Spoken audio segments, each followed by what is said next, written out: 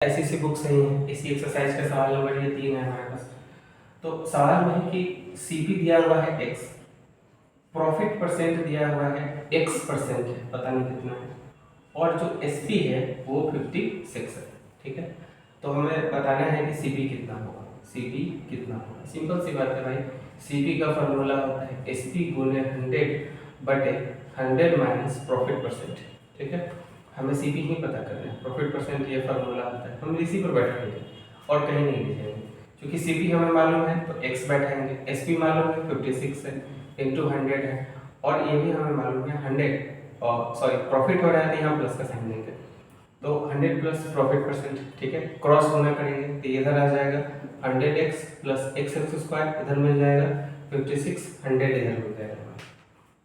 इसे उठा के इधर ले आएंगे तो 100x² प्लस 100x माइनस 5600 बराबर 0। तो ये तो हमें क्वाड्रेटिक इक्वेशन पर बैठ गए। अब इस मिडिल टर्म फैक्टराइजेशन लिख, अब यहाँ से आ गया तो आप मिडिल टर्म फैक्टराइजेशन पर बैठा लो या सीधा आचार्य रूल पर आगे से तोड़ सकते हो। और इसे क्या लिखें कि मिडिल टर्म फैक्टराइजेशन कर सकते हैं x² plus 140x minus 40 minus 56 यानी 40x सॉरी माइनस 56 बराबर 0। ठीक है ना, 140 14 चौका 56, ठीक है ना, 14 4 जा 56 आ जाएगा। हाँ सही है। इसमें से x कॉमन करेंगे तो x प्लस 140, इसमें से माइनस 40 कॉमन करेंगे, x प्लस 140 बराबर 0। यानी x के दो हल आ गए, एक आ गए x प्लस 140 और एक हल आया x माइनस 140 बराबर 0।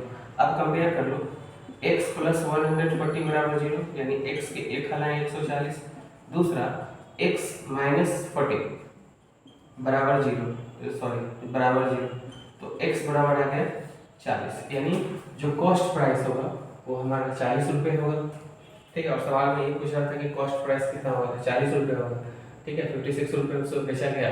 अगर प्रॉफिट की बात होगी तो 56 माइनस 40 बराबर 16 रुपये का इसको प्रॉफिट होता, और प्रॉफिट परसेंट अगर निकालना होता तो प्रॉफिट बटे सीपी इंटू 100, 0 से 0 कैंसिल, 4 चौका 16 कैंसिल, 10 चौका 40% का इसको प्रॉफिट होता है। तो ये सवाल था, चूंकि ये ऑब्जेक्टिव है तो ऑब्जेक्टिव इसलिए सारे चीज़ों को ऑब्जेक्टिव पर ही ध्यान रख के बनाया गया है, लेकिन ये क्वाड पर टूटा है, बाकी दो सवाल नहीं टूटे थे।